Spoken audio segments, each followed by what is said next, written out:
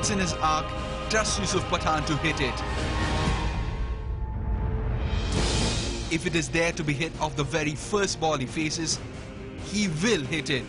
Yusuf Pathan presents a picture of a batsman who wields the bat not just to score runs, but to do so with invoking great amounts of fear in the opposition bowling camp. He just doesn't score runs, he blunders them. Doesn't just hit the ball for a six, but better still, just lose it amongst the hundreds of cheering fans. And winning matches from the dead is becoming more of a stubborn habit he seems to have attached with his freewheeling batting style.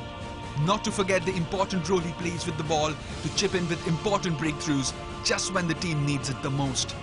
In Dial C for Cricket's The Big Interview, Yusuf Pathan, in an equally freewheeling chat with Neo Cricket's Mikhail Vaswani, shares his passion for the game, his role as an all-rounder in the Indian ODI side, his IPL stint and much more. He is regarded as one of the most dangerous, hard-hitting, attacking batsmen in modern-day cricket, but when you sit and talk to Yusuf Pathan in person, he comes across as a very docile and down-to-earth individual. Now, from the manner in which he hits the ball in the middle, to the style with which he chews his gum on the field, off the field, Yusuf Pathan's humble demeanour serves as a natural extension to his personality. I am at the Taj Gateway Hotel in Baroda in conversation with the local lad and World Cup winning all-rounder Yusuf Pathan. Yusuf, Neo Cricket से बात करने के लिए बहुत धन्यवाद. बहुत शुक्रिया आपका भी. Congratulations firstly, आप 2011 World Cup जीत चुके हैं और ये बधाइयाँ चलती रहेंगी for the next 4 years at least. That moment must have been really special for you. 2007 से लेके 2011 तक आप 2 World Cup जीत चुके हो. As a player, you must be feeling very special and fortunate. मैं बिल्कुल बहुत स्पेशल फील करता हूँ और 2011 का वर्ल्ड कप जीता जो सबका सपना था कि हम लोग वर्ल्ड कप जीते. सबको उम्मीद थी कि इस बार हम लोग वर्ल्ड कप जीते. इस साल हम लोगों ने वर्ल्ड कप जीता तो बहुत अच्छा भी लगा, बहुत स्पेशल फील करता हूँ. From the under 16 times, Yusuf Pathan only knew one language. जहाँ बॉल मिला उसको मारो, जोर से मारो. क्या कभी भी आपने नेट्स में डिफेंड भी किया बॉल को? Because ऐसा लगता था कि Yusuf Pathan only enjoyed hitting even in the nets. It's something you always did even in the nets from a very young age. Because under 16 you earned a reputation of a big hitter from a very young age. Obviously हमारे coach थे बशीर शेख, वो भी बहुत अच्छे से hit करते थे और जब भी मुझे नेट्स में खेलते हुआ देखते थे तो कभी मैं डिफेंस ज़्यादा करता था तो मुझे बोलते थे ये क्या कर रहा है, जो तेरा गेम है वो खेल, उससे तुझे फायदा होगा, जो चीज़ यहाँ पे करेगा वही मैच में जाके करेगा. इसलिए एक बार यूसुफ पठान ने कोच को बोला था कि बॉल ही नहीं है एकेडमी में. क्या हो गया? बॉल ही नहीं है, बॉलर्स ही नहीं है और बॉल्स भी नहीं है, कुछ करिए. एम आई राइट? एक्चुअली हमारा ग्राउंड भी थोड़ा छोटा था एक साइड से, तो कभी कभी बॉल दूसरी साइड पे चली जाती थी. वो टाइम पे बॉल्स लेने के लिए जाना पड़ता था, तो होता था कभी कभी ऐसे.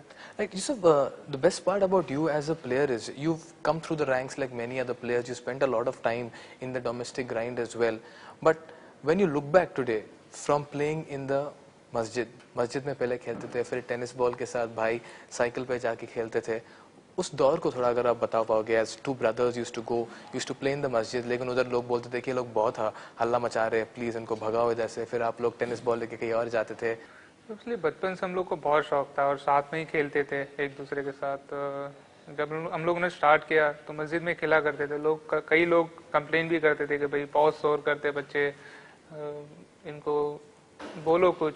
तो हम लोग पास ही में एक ग्राउंड था नजर बाग करके, तो वहाँ पे हम लोग खेलने जाया करते थे. फिर मस्जिद के ऊपर एक रूम था बड़ा सा, तो वहाँ पे हम लोग जाके अकेले खेलते रहते थे.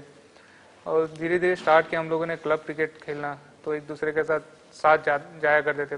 पहले वॉक करके जाया करते थे, फिर पापा ने एक साइकिल दिला दी, तो हम लोग टर्न बाय टर्न चलाते थे वही साइकिल. टर्न या कभी कभी बड़े भाई भी अपना रोब जमाता था. ऑब्वियसली बड़ा भाई हमेशा बड़े भाई को रोब जमाने का हक होता है, करना चाहिए बड़े भाई के हिसाब से, ताकि दोनों अगर एक दूसरे के साथ करते तो मोहब्बत भी बढ़ती है. साइकिल वाली कहानी क्या है? लेकिन वो साइकिल वाली कहानी क्या है बताइए. ऑब्वियसली जाने के टाइम एक बार वो चलाएगा, एक बार मैं चलाऊंगा. तो कभी कभी होता था कि इरफान 2 बार चलाता था, एक बार मैं चलाता था. गुड फन, और वो याद करके हम लोग आज भी बड़े हंसते और कई बातें भी करते उस टाइम की. Great.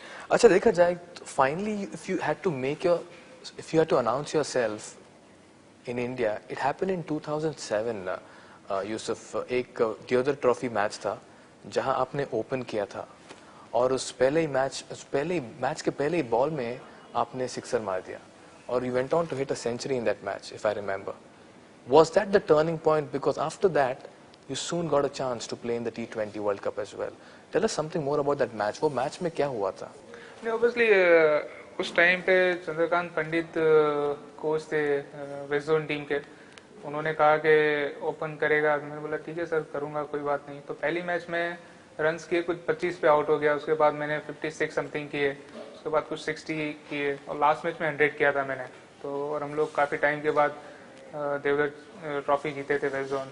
After a gap of 16 years, you all went on to win the other trophy, and in that match you hit a century as well, right? Yes, एकदम बिल्कुल सही बात. उसके बाद आपको T20 कॉल अप आया.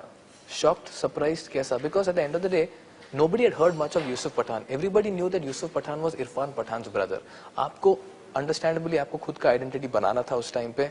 2004-2005 you established yourself in the Baroda Ranji team. Suddenly 2007, one innings catapulted yourself to a new league. Were you surprised after that call? Actually मुझे कोई सरप्राइज नहीं था उस टाइम पे, क्योंकि अगर इतना परफॉर्म आप डोमेस्टिक में करते हो रणजी ट्रॉफी में और देवधर ट्रॉफी में, तो आपको उम्मीद होती है कि आप कैपेबल हो उस जगह को पाने के लिए. और उस दौरान मैं परफॉर्म भी कर रहा था. और उस दौरान अगर किसी को सरप्राइज होना है तो ऑब्वियसली होगा, लेकिन मैं अपने आप को समझता था कि मैं परफॉर्म कर रहा हूँ और कभी ना कभी तो मुझे चांस मिलेगा. Right, तब से लेके from under 16 से लेके 2007 तक bowling was something naturally you were focusing upon, or you started off as a batsman and then gradually realized that yes, मैं ऑफ स्पिन बॉल कर सकता हूँ. ऑब्वियसली मैं बैटिंग तो करता था, लेकिन हमारे जिस तरह से मैंने बताया कि बशीर शेख और मेहंदी शेख हमारे कोच थे, तो मैं बैटिंग करता था. लेकिन कभी कभी वो नेट्स में मुझे बोलते थे कि भाई बॉल डाल दिया करो, क्योंकि बॉलर्स कम होते, ज़्यादा कभी कोई आता नहीं था. तो मैंने वो स्टार्ट किया था बॉलिंग करना भी, और धीरे धीरे उसको मैंने अपना भी स्ट्रेंथ बनाया कि बैटिंग के साथ बॉलिंग भी करना है. एक ऑप्शन बढ़ जाता है मेरे लिए भी और टीम के लिए, काफ़ी फ़ायदा होता है. So at the end of the day, during that phase from 2004 when you established yourself in the Baroda Ranji team to 2007, सबसे बड़ा इन्फ्लुएंस आपके लाइफ में कौन था? नहीं, ऑब्वियसली इरफान वो टाइम पे खेल रहा था कंट्री के लिए उस दौरान, और काफ़ी परफॉर्म भी कर रहा था जिस तरह से कहा मैंने. तो मैं उसको देख के काफ़ी इम्प्रेस होता था और काफ़ी बार सोचता था कि मेरा भाई इतना परफॉर्म कर रहा है, मुझे भी करना चाहिए. वो जो लेवल पे वो खेल रहा है उस लेवल पे मुझे भी जाना चाहिए, और उस तरह से मेहनत करता था. और उस दौरान बलविंदर सिंह संधू कोच थे, तो वो हमेशा मुझे बोलते थे कि तेरे में वो एबिलिटी है कि तू उस लेवल तक पहुंच सके. Right, we'll find out more about the T20 World Cup win and the big 2011 World Cup win, but after a very short break. Stay tuned, don't go anywhere.